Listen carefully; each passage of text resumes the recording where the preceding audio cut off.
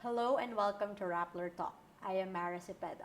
We are here today with Vice President Leni Robredo. Hello, ma'am. Welcome to Rappler. Thank you, Mara. Okay, so I'll just dive right into my questions. The hottest issue in the past days is President Rodrigo Duterte's proclamation attempting to void the amnesty granted to Senator Antonio Trillanes IV. With the way the administration has been handling the issue so far, what does it say about the Duterte presidency and the government and how they act towards their critics? Ako, Mara, a lot of things. First, the timing. I feel that it was handed down at a very unfortunate time, in the sense that we are in the middle of an economic crisis. The inflation rates are high, prices of basic commodities are soaring. And people expect the president to, be on top of the situation, talking to the people, accepting that there is a problem, assuring the people that government is on top of the entire situation. But that expectation was not met, in the sense that the president left for Israel, and he was very candid about saying that one of the reasons why he was going there was to make the trip as a treat to retiring military officials. And then we left, this proclamation was handed down. So the timing was not good. Number two, it was really sloppy work. The president should not have been put in that situation where not all the edges were smoothened out first. Marami talagang problema. They were expecting the military to act on it swiftly. When the military did not, they were expecting the courts to act on it swiftly. When the courts did not, all these things. They were citing grounds, and the grounds they cited could have been addressed before it was presented to the president, when they said that the reason behind the revocation of the of the amnesty was Senator Trillanes did not apply for one. Madaling, 'di ba? Napakadaling ma-verify. Kasalanan talaga yun na nakapaligid sa kanya. And people are now pointing at Solicitor General Calida. And it's also one of the most unfortunate things about this whole scenario, in the sense that he is the Solicitor General. He is supposed to be the top lawyer of the government, defending our democratic institutions, making sure that the rights of not just the government but the ordinary Filipino are upheld. Pero it is now turning out that he was the mastermind behind all this revocation of amnesty. Na ano talaga? I think this caused a big embarrassment to the president. Biruin mo, yung president nag-declare ng something na hindi pala tama yung grounds. Yung inaasahan niyang mag-act on it, hindi nangyari. 'Di ba? Parang ano yung na-project doon? Na-project doon yung weakness ng Pangulo. It could have been totally avoided had they made their, groundwork really well. Pero they did not. Parang nilagay nila yung Pangulo in a situation where na-weaken talaga yung kanyang presidency. Are you saying the president was ill-advised with this? Ako, I would like to think so. I read some of his statements, and lalo na yung mga first statements, parang he was so sure that Senator Trillanes did not apply. He was so sure that there was no admission of guilt. And then ngayon, may biglang kabig. We saw his one-on-one conversation with Attorney Sal Panelo. Iba na naman yung grounds na sinasabi. Sinasabi niya na ngayon, defective yung proclamation ni Pangulong Aquino, ito, Pangulo yan dapat hindi sinasabak sa isang laban na hindi pinag-aralan. Before I ask you about that one-on-one interview with Salvador Panelo, what you mentioned before that this whole ordeal of Senator Trillanes is strengthening the opposition coalition. Can you elaborate on that, ma'am? Kasi we all know where the opposition forces are coming from. Iba yung Liberal Party, iba naman yung grupo ni Senator Trillanes. In fact, Senator Trillanes belongs to the Nationalista Party. Merong mga cause-oriented groups. Maraming mga lumalabas na mga opposition forces. And if you recall, I think it was last month that I said during an interview that I was willing to try to unite the opposition forces, and we are at that stage. We are at a stage where we are trying to, lay down which ideals do we share. Kasi ano naman yan just finding out the least common denominator between all of you and decide to work on that least common denominator. Pero with the Senator Trillanes thing, parang even without so much effort, we all find ourselves in fighting for one ideal. And that ideal is, opposing the abuse of power, which was so obvious in the revocation of his amnesty. Let's go into President Rodrigo Duterte's one-on-one interview with Presidential Chief Counsel Panelo. Ma'am, you mentioned that it was, nasayangan ka. Sayang. A wasted opportunity. What were you expecting the President to talk about? Okay, when it was first announced that he was going to address the nation at 3 o'clock of the following day, a part of me was actually relieved. I felt that it should have been done much earlier. I felt that the fears of the Filipino people would have been put at bay if early on the president already addressed the public saying meron talaga tayong problema, pero ganito na yung ginagawa ng pamahalaan, konting sakripisyo pa, pero mga ganitong panahon we will expect that things will be better. Yung tingin ko kasi, there is a study na sinasabi na the more people are afraid, the more people are confused, the more na yung inflation na-drive. It was a study conducted among Southeast Asian nations. And I think that's what's happening in the Philippines. Kung naalala natin, merong projections ng gobyerno yung 2 to 4% na inflation rate.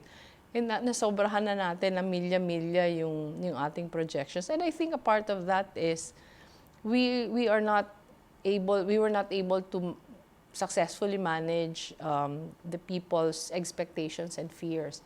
So, yung sabi niyang ga-address siya ng public, parang sabi ko, finally, di ba? Finally, haharapin niya na tayo, sasabihin niya, saan ba tayo patutungo? Kasi in the past several weeks or months, iba-iba yung statements ng pamahalaan. Merong mga officials of government na nagsasabi na kulang na kulang yung supply ng bigas. Ito si Secretary Piñol, sinasabi niya wala namang kakulangan ng supply ng bigas. Pero nagsasuggest ng illegalize yung smuggling. Those things. If the representatives of the president come out in public and their statements are not the same, this only adds to the confusion. So ako, ang expectation ko talaga yung pagpangulo na nagsalita, ito na yun Pero instead of doing that, parang ang daming mga bagay na at a time like this, hindi na muna sana, dapat isang tabi muna. Halimbawa yung fight with Senator Trillanes, gaya na sabi ko kanina, I think it's ill-timed. Huwag naman pag ganitong panahon na dapat isahan natin yung paghanap ng solusyon. In fact, kami from the Liberal Party, meron na kami mga inihain na mga mungkahe. We already made several suggestions. In fact, our LP senators and our LP members of the House of Representatives already filed a bill na nandun yung aming mga mungkahi. Yung bawas presyo bill. Bawas presyo bill. Na hinihingi na i-suspend muna yung pag-implement ng second tranche ng excise tax sa gasolina. Pero wala parang yung one-on-one conversation with Attorney Sal tackled a lot of things na parang I think only brought more confusion rather than inali yung fears ng mga tao about the rising prices. But he did say, ma'am, that he is already looking for the replacement of NFA Administrator Jason Aquino. Were you satisfied with that? You have been calling for his resignation. We have been calling for his resignation, I think, if I am not mistaken, as early as March. Yung dahilan lang. He was saying na Jason Aquino told me that he's already tired. Yung sa akin, there is already a lot of inefficiency in the way that the rice crisis has been managed. Tapos naghahanap ka ng kapalit dahil pagod na yung nakaupo. Tingin ko hindi yun eh. Naghahanap ka ng kapalit kasi yung nakaupo, hindi maayos yung pag-handle ng sitwasyon. Pero pag sinabi mong, parang mas binigyan mo pa ng halaga yung pakiramdam nung nakaupo na dapat pinagsisilbihan yung taong bayan kaysa sa nararamdaman ng taong bayan. Dapat sana sinabi na ako, disappointed ako at the way things have been handled. I already gave him, di ba? Parang his papers and asked him to leave. Give me some time. I'm looking for a replacement. Yun sana yung expectation ko. Pero pa sasabihin mo na kaya mo siya i-replace kasi pagod na siya. Parang that's very insensitive to the sentiments of the ordinary Filipino na naghihirap na for several months. How severe na po ba ngayon, ma'am, yung rice crisis? Base dun sa nakikita nyo kasi nag-iikot po kayo, di ba, ma'am? Yung sa akin, I was in Zamboanga Wednesday of last week. Pagpunta namin sa Zamboanga, ang haba ng lines. The good thing about it is meron ng NFA rice at 32 pesos sa Zamboanga. Yung sad thing about it is hindi pa siya ganon ka-available to everyone. Kaya siya pinipilahan. Meron lang ibang mga outlets na merong NFA rice. Merong limit hanggang 5 kilos ang pwede lang bilhin. Nakaka-create pa din siya ng panic kasi baka maubusan, etc. etc. We talk to some people, mahirap lang sila na hindi nakakakuha ng NFA rice. So, napipilitan silang, yung kausap ko, sabi niya 60 pesos per kilo yung binibili. I was with Senator Bam. We met with a few people sa public market. Yung pinaka nakakalungkot doon kasi may several nagsasabi na kami, ma'am, yung kinakain na lang namin yung parang grated na cassava in lieu of rice kasi hindi na talaga namin kaya. Merong isa nagsasabi na hindi na namin kaya yung 3 meals a day. So, di ba, parang this should not happen to an ordinary Filipino na parang nakaka-guilty na kumain ka na yung iba naghihirap. Lalo nakaka-guilty na public official ka. Wala kang magawa sa sitwasyon. So, ito talaga, kailan ba yung huling pumipila tayo sa bigas? Napakatagal na. Pagbalik ko dito, I think it was only last Monday, nakita natin sa Sunday yata, nakita natin sa Diaryo, sa Pasig, and many other parts of Metro Manila, ang daming pila sa bigas. So ito, while masaya tayo na finally meron ng NFA rice kasi for a long time hindi siya available, hindi pa din talaga maganda na pinipilahan siya. Pero para sana maiwasan na mangyari ito ulit, balikan natin bakit ba tayo nagkaganito? Bakit ba tayo nagkaganito? If we recall, siguro mga end of last year, nagsimula na doon yung disagreement ng NFA administration sa ng NFA Council. Pinagdidisagreehan nila kung government to government ba o government to private ba yung importation. Na yun sana could have been prevented kung meron nang nag-intervene sa away nila, sabihin hindi, ito yung decision ko, ito na yung gawin. Pero wala. Hinayaan yung away na magtagal. Hanggang nakapag-import tayo, May, June. Sobrang late na. Yung buffer stocks ng NFA by law, dapat hindi siya bumababa ng 15 days. Sa lean months, dapat hindi siya bumababa ng 30 days. Pero March pa lang, nag-dwindle na yung supply to one day na buffer stock. Kaya nung nagtaasan yung commercial rice, wala na tayong ma-flood na NFA rice sa market. Yung pagtatalo nun, hindi lang NFA admin saka NFA council, pero pati yung dalawa as against the Secretary of the Department of Agriculture. Kasi Secretary Piñol na, kung naalala natin, may mga statements ayaw ng importation. Yung sa akin lang, dapat sana may nag-intervene na dun sa away na yon early on, sabihin na ito yung desisyon. Kesa pinabayaan lang yung disagreement hanggang by the time na nag-decision, too late. Ma'am, mayroon po bang mga intervention programs yung inyong Angat Buhay to help, the plight of Filipinos right now, lalo na pagdating sa hunger? Maraming programa yung aming Angat Buhay. Meron kaming 6 thematic areas. Hunger and food security, merong universal healthcare, etc., etc. Pero under dun sa rural development, we're doing parang inclusive supply chain programs in several localities. One of them is Metro Naga. Yung ginawa namin sa Metro Naga, kasi tinitingnan namin, bakit ba sobrang hirap? Bakit ba yung pinakamahihirap sa atin? Yung mga magsasaka. Pero sila yung nagle-labor, di ba? Sila yung nagle-labor ng napakaaga, gising na, hanggang gabi, nagtatrabaho. Pero sila yung mahirap. Kasi sila yung walang access sa maraming bagay. Wala silang access to capital. Wala silang access to crop insurance. Wala silang access to inputs. Mga support services, wala masyado. Yung mayaman talaga, mga traders eh.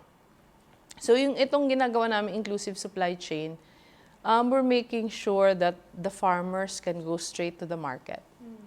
Kami yung conduit doon. Ang ginawa namin, inaya namin yung mga hotels and restaurants in Metro Naga.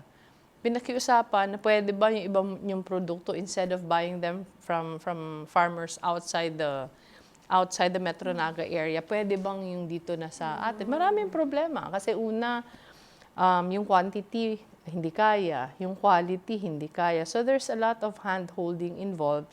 It's a good thing that provincial and regional offices of some of the national government agencies, DA, DAR, DTI, have been very cooperative. So ngayon, meron na kami 5 products na nililista. Isa dun sili na napakamahal ngayon. Meron kaming iceberg lettuce, meron kaming ginger, merong calamansi, and I think yung 5th is pepino. Pero ito yung mga products na binibili na sa amin ng local businesses. Malaking bagay siya sa income ng mga farmers. Malaking bagay dahil instead na mapupunta sa traders yung benta, mapupunta na sa magsasaka. And we're hoping to replicate this in Lambunaw, in Iloilo, which is also an area of Angat Buhay. Gusto namin maging Metro Iloilo area siya. And tinitingnan din namin in some areas in Palawan, yung mga tourist hubs, saka sa Bohol. So, yun yung aming panaginip na pag nagawa namin na maayos yung example, some other whether government or private organizations can also replicate.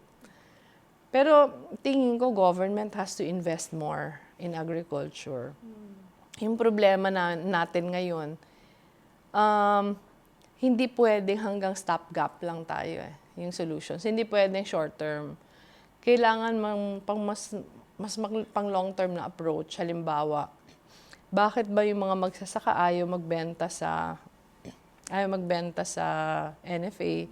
Kasi sobrang baba ng bili ng NFA. Bakit hindi kaya ng mga magsasakang habulin yung presyo ng NFA? Kasi ang taas ng production cost. So, bakit mas mura pa yung imported rice kesa sa local? Kasi yung imported rice, kaya nila mag-produce ng rice at a much lower cost. So, dapat ang iniisip na ng DA natin, paano ba natin matutulungan yung farmers to earn more sa paraan ng pagpapababa ng production cost? Kailangan gawan, hindi to pwedeng kung ano lang maisipan eh. Yung pakiramdam ko kasi yung mga sinasabi, halimbawa, I think it was during a Senate hearing the other day, yesterday or the other day, na sinasabi ni Secretary Piñol na parang barter trade na lang, or bumili ng rice sabi ni Presidente, bubuksan yung Saba, bumili ng rice sa Malaysia at a lower tariff rate. Yung sa akin, okay naman na sumasagi ito sa isipan nila, pero pwede bang upuan? Pwede bang upuan at pag-aralan ng maayos na hindi naman gawin na parang ginipig yung sitwasyon? Hindi lang magsasaka pero yung the entire situation. Kung kinakailangan mag-bring in ng mga experts na hindi natin kaya, mag-bring in, pero seryosohin. Seryosohin na hanapan talaga ng paraan. Halimbawa, yung rice certification bill, in principle, I am all for it. Meron lang ako mga agam-agam, halimbawa, hindi pwedeng i-implement ito na hindi natin na-prepare muna yung mga magsasaka. Na yung assistance for them hindi naayos, nasa lang sa kanila ibibigay, hindi to pwede. Kasi baka hindi maka-compete. Yung example ko kasi nito, itong Train 1, alam na natin na maaapektuhan nito yung pinakamahihirap. Meron tayong safety nets, meron tayong 200 pesos a month na pantulong sa pinakamahihirap. Pero ano na ngayon, September na, hindi pa lahat nakakatanggap. So kung mangyari ito, pag nagkaroon tayo ng rice certification law, kawawa talaga yung mga magsasaka.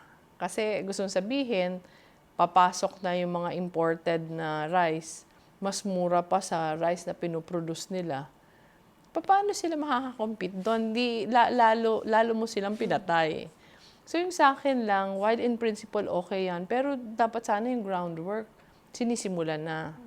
Ayusin yung implementation. Hindi pwedeng ganito, hindi pwedeng yung ginawa sa train. Yun yung mangyayari dito. Kasi mako-compound niya lang yung problema eh. VP, it took you a while to categorically say that you are uniting the opposition coalition. What was the trigger?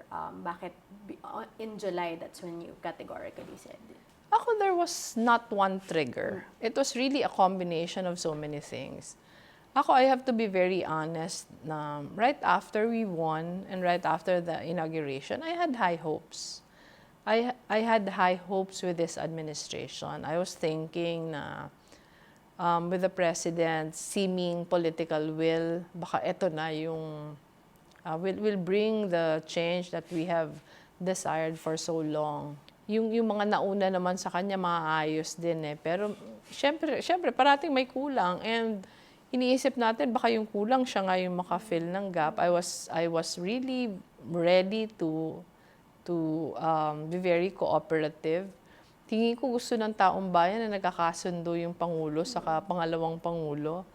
I think it will be to the benefit of the people if we work well together. So, while I was very much against some of the policies of this administration, halimbawa the way they dealt with the war on drugs, we disagreed on that. We were on opposite poles. Pero ang sa akin naman noon, I will make public my disagreement, pero with the things that we can agree on, I was willing to really work with the administration. Pero kasi, parang from one bad policy to another. Mahirap na din, na hindi kumontra. Ako, siguro alam naman ng tao na kung kayang tumatahimik lang ako.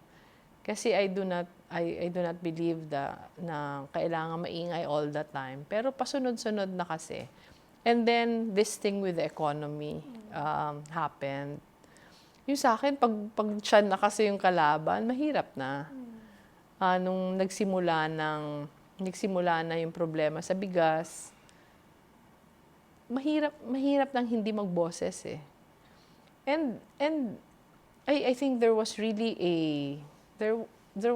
a cry for the different opposition groups to unite together. Gaya na sabi ko kanina, a lot of us are fighting for the same ideals. Pero wala kasing, parang discordant pa din yung voices. Walang kumukumpas. Ako naman, I don't think I'm the only one who can do that. Anyone among the groups, pwede yung gawin. Pero when I was asked if I was willing to try, sabi ko naman oo. And we started already. Halimbawa, when there was a lot of talk na yung charter change, federalism, nagpatawag na talaga ako ng regular meetings among the different groups who were opposing federalism and charter change. Nagsimula na kami mag-strategize, nagsimula how we will make sure that our voices are heard. Yung sa akin, yung nami-misinterpret kasi itong uniting the opposition with destabilization eh. Yung sa akin, yung uniting the opposition, just making sure that our voices are loud enough and clear enough so that the president will listen to us. Walang desire na pabagsakin yung gobyerno. Yung desire lang, sana pakinggan kami ng gobyerno para naman maging mas maayos yung pamamalakad. Tingin ko pag bumagsak yung gobyerno, damay naman lahat. Hindi lang naman yung government officials yung mga apektuhan. Pero yung sa akin, meron talagang pangangailangan na pag-isahin yung boses. But then para marinig. But what kind of an opposition leader will you be? You have supporters who I guess are expecting you to, go as far as taking it to the streets or to be as aggressive as the president, especially when he comes after you and tells that, for example, he prefers Bongbong Marcos to be successor. Ano kasi Mara eh, yung sa akin, it's very difficult to balance expectations and desires. Pero yung sa akin lang, yung mas gusto ko sana is to show that there is a different kind of leadership and citizenship than what the present administration is showing us.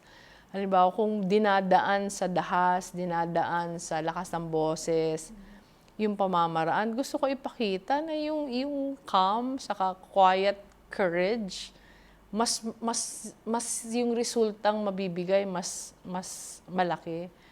Yung attempt to silence critics, to silence the opposition. Gusto ko sana ipakita na yung mabuting leadership ay na-achieve pag mag-adhere ka sa prinsipyo na nirerespeto mo yung dissenting opinions and ginagamit yung dissenting opinions na yun para mapabuti yung pamamalakad.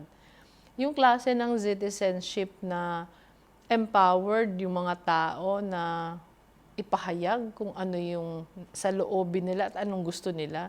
Hindi yung natatakot na hindi na lang ako iimek kasi baka ako na yung sunod na mabiktima. Gusto ko mapakita na posible naman yung ganitong klaseng leader na yung results na ma-achieve mo, mas mabuti pa nga sa na-achieve ngayon. I think there's a dearth in that. For 2 years, yung pinakita sa atin na klaseng leadership, talagang shock and awe eh. Diba? Parang shock and awe na pag hindi ka pag hindi ka sang-ayon, meron ka na kaagad brand. Pag hindi ka sang-ayon, destabilizer ka na o masama kang tao. So, ipakita na hindi yun eh. But it's very difficult considering that a lot of our supporters are already agitated. Dahil wala kang katapusan yung pagkakamaling ginagawa.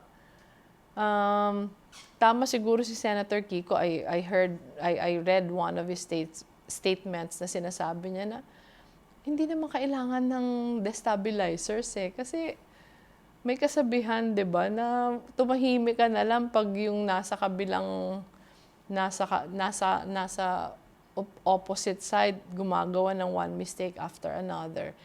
Pero I think yun naman yung essence ng leadership, 'di ba? Binabalanse mo parate yung desires saka yung needs ng mga kasama, pero showing them also that there should be a better way in doing things and handling things. Parati ko sinasabi na para sa akin yung magpo-provide ng stability sa atin yung mas constitutional na pamamaraan. At ang constitutional na pamamaraan, yung opportunity talaga sa atin is the 2019 elections.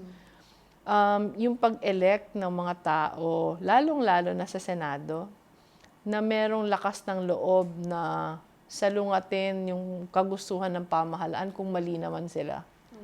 Ayaw natin yung mga mambabatas na kung ano yung gusto nung presidente ay yun na yung gagawin. Parang tinatamad na mag-isip kung ano yung mabuti para sa bansa. Pero para lang hindi, they just do not want to get the ire of the administration. They do what the administration wants them to do. We don't want leaders like that. We want leaders who are courageous enough to stand for whatever they think would be right for the Filipino people. So yun yung gusto nating maging aktibo tayo. Yung 2019 elections, we are in the process of building a coalition slate among the different opposition groups. Maraming debate. Will we put up a 12-man slate or less? Yung sa akin naman, basta ang dapat nating i-put up, yung sigurado tayo. And sino-sino na po, ma'am, yung sigurado? Hindi pa sa akin sinasubmit yung... The agreement was all the groups are represented in the advisory council. They meet regularly. I think they meet once a week. I met with them twice already. They meet once a week, but the understanding was at the end of next week, they will be submitting to me the names of the people that they vetted on already. Wala na sa lista yung parang ano na sila. This will be a short list already. Ang sinabi yata sa akin, 18 or 19 names? O 18. 19 ba? 18. 18 names ang sinabi sa akin. Ang sinabi sa akin, I will have the final say. Pero sinasabi ko sa kanila na yung final say naman will still be parang a collaborative effort among all of us. Pero sa akin lang, yung mensahe na hindi naman pwede yung bastusan. Kasi maraming taong umaasa sa atin eh. Hindi ito dinadala na dahil marami ka lang pera at marami kang pampalagay ng tarpaulin, pwede ka na. Hindi ito eh. Kasi lawmaking is a serious endeavor na nasa kamay mo yung future ng iyong bansa. Hindi ito pwede porket meron kang perang pangkampanya o meron kang supporters na handang lumaban sa'yo, pwede ka na dyan. Hindi yun pwede. Kaya sa amin, we want to provide a contrast. Do you have any preferred candidates already and the names being Wala floated? pa. Mahirap kasi for me to say Kasi the final say will be given to me. So it will be unfair to all the other names on the list. Pero ang nakita ko na kasi yung ibang mga pangalan, hindi mo talaga ikakahiya. Ito yung may long history of service to the nation. Hindi ito yung mga basta lang naisipan na alam mo yun. Yung pipiliin natin yung meron ng track record na handang lumaban kahit sa mahirap na mga sitwasyon. Ayaw natin yung basta lang may chance na manalo, pwede na. Ayaw natin yon. Kasi tingin ko ito yung panahon na kailangan natin ng mga tao na yung patriots. Yun talaga yung kailangan natin kasi mahirap. This is an age of populism. Maraming mga indications na gusto ng leadership na more authoritarian in style. We have also had a long history na hindi yan nag-work sa atin yung style na yan. At kukontrahin natin. We don't want to wake up one day and find ourselves in a situation na yung sinikwal na natin dati, andito na naman tayo ngayon. Kasi nakakaya naman sa atin. Nakakaya sa mga anak natin. So, kailangan natin yung labanan. Pero yung akin lang ma-assure na hindi tayo magpo-put up names na ikakahiya natin. Ito yung mga tao na handang-handang makipaglaban. And I think the fight is in the 2019 elections. What challenges are you encountering in uniting the opposition, in the meetings and... Maraming challenges kasi as I have said earlier, we belong to different groups. We may have similar ideals, but we're coming from, different circumstances and motivations. Pero yung parati ko lang sinasabi sa kanilang klaro na, why are we doing this? Why are we trying to unite the different groups? Kasi, again, we want our voices to be clear, want our voices to be loud, para pakinggan tayo. Yun naman yun Yun naman yung essence ng dissent. Na you provide the contrary view to a prevailing belief, hoping that your contrary view would be able to reshape kung ano yung kulang doon sa belief na yun. Ako, I have high hopes, especially because yung mga nasa grupo naman, kahit grabe yung mga debate, are all in agreement that as far as our similar ideals are concerned, everyone is willing to make compromises. VP, you are a mother first before you are a politician. How have you prepared your 3 daughters, especially nung ito na you're already uniting the opposition, and of course the attacks are going to be more relentless? Ako, it's something that the guilt is always there. Yung parang iniisip ko na how cruel I am to my daughters in the sense that I'm making them vulnerable to attacks they don't deserve. Pero they've been holding up pretty well. Parang sabi ko nga, I forgot the fact that they were all born when my husband was mayor already. So even if they have not actively taken part in politics, more or less they have a sense of the responsibility that is upon their shoulders. Alam nila that because they're the daughters of their father and their mother, much is also expected of them. And ano naman yun di ba, you parang the lessons you impart to them are not the things that you tell them, but the things that you do. So yun, siguro sa akin nakakatulong din na nakikita nila na that I'm not affected by all the negativity. They've been at the receiving end of so many fake news also and trolling. And masaya naman ako na they have not allowed these things to get in the way of what they're doing or get in the way of how they see themselves.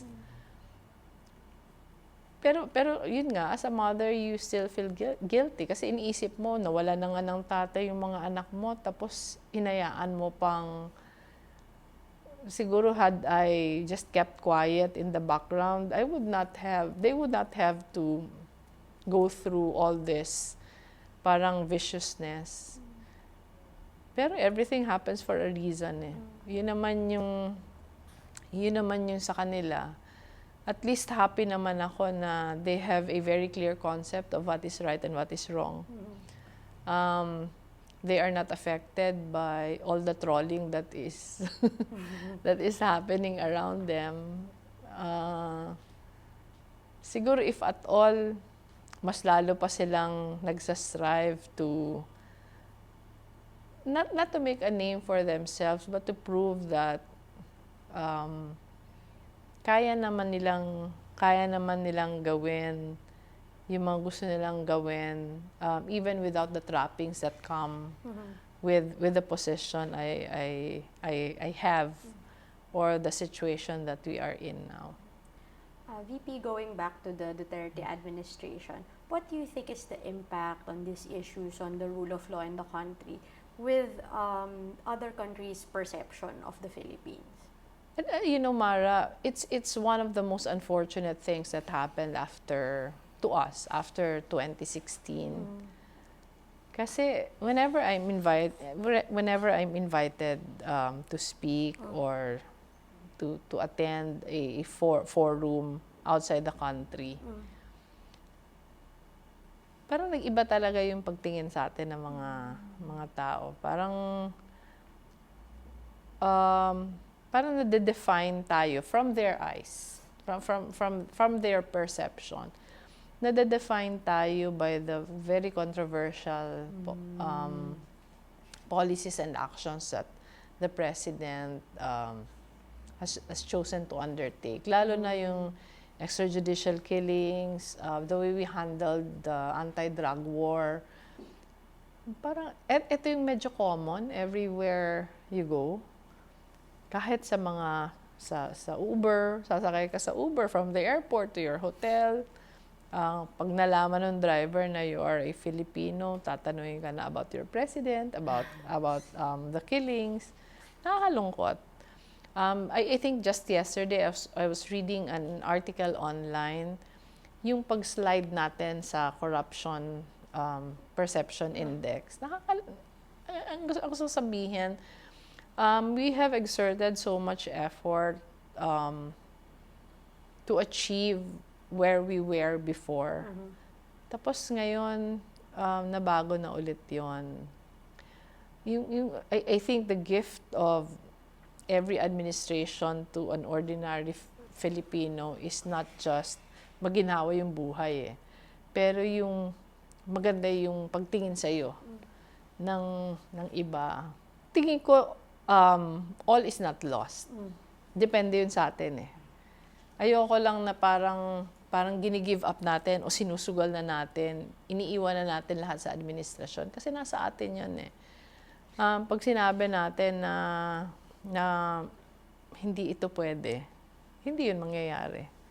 Pero pag tinatanggap lang kasi natin ng tinatanggap lahat, yun talaga yung mas lalong may embolden yung kasamaan, kasi 'di ba parang meron tayong homegrown values Yung respect for others, yung decency, love for family. Parang ngayon nakakalimutan yun Parang all of these homegrown values are being relegated to the margins. Maraming ideas that we have fought for so long na all of a sudden nilulusaw. Halimbawa, pag yung konsepto ng human rights, we have fought long and hard to make sure that every Filipino's human rights are respected. Pero ngayon, parang ginawa siyang masamang term. Parang sana wag naman ganon. Nasa kamay natin lahat yung pag-pushback. You know, our hope is always for every Filipino to realize that power is in their hands. Wala yun sa akin, wala sa media. Pero sa atin pag sinabi natin enough, pag sinabi natin na this can't be, this is not who we are, hindi yun mangyayari. Down to my last few questions na po, ma'am. Looking back in October 2015, do you have any regrets in accepting the LP's nomination for you to be the vice presidential candidate? Parang regret kasi is too strong a term Siguro hindi naman regret, but you always ask yourself, ano ba nangyari? Bakit ko ba parang what was I thinking at that time? Why was I parang brave enough to take on the challenge? I was so oblivious to the difficulties. Yun siguro Parang I thought that the hardest part of the journey would be the campaign. Parang how wrong I was. This is parang real life is even harder than the campaign. Pero ako kasi, like my husband, I'm also very fatalistic. Parang niisip ko, there has to be a reason why I was, I am in this situation. Parati lang tinatanong, bakit kaya? Bakit ako dinala dito? Pero sa akin, tinitingnan ko pa din, yung the position, being in government, being a public servant is a privilege. Not everyone is given this opportunity to be in a position where you can make a difference, you can influence policy, you can do things. Ano na lang, paghusayan na lang. Parati ko sinasabi na there are so many limitations, but let us not dwell on those limitations. Doon tayo sa, despite the little influence, power that is given to us, paano ba natin magnify, paano natin ma-maximize yung power na yon? Kasi in 2022, this will all be over. Parang the worst part is after 2022, you will regret that you were not able to parang to make use of the 6 years that has been given to you to change things. It's frustrating in the sense that second highest official in the land. And marami kang kahirapan na nakikita Paminsan, gusto mo, alam mo yung solusyon, pero wala sa kamay mo yung solusyon. It's very frustrating. It gives you sleepless nights. But then again, you don't dwell on what is not there. You just do what you have to do. You do what you can. That's why Angat Buhay is there.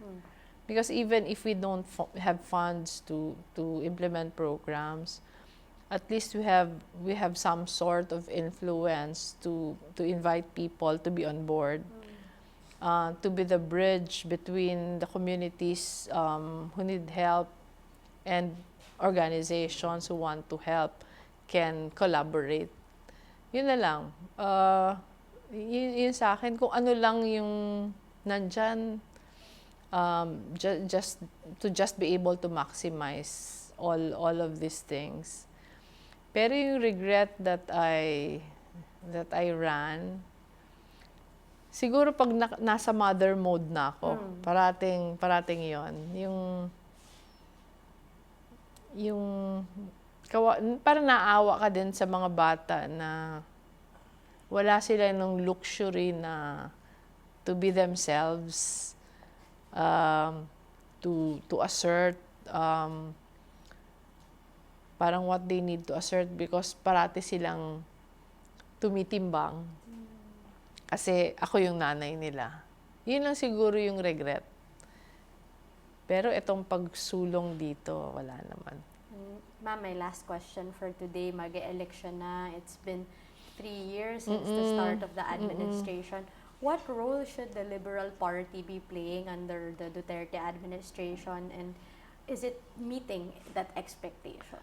Alam mo naman, Mara, what happened to the Liberal Party.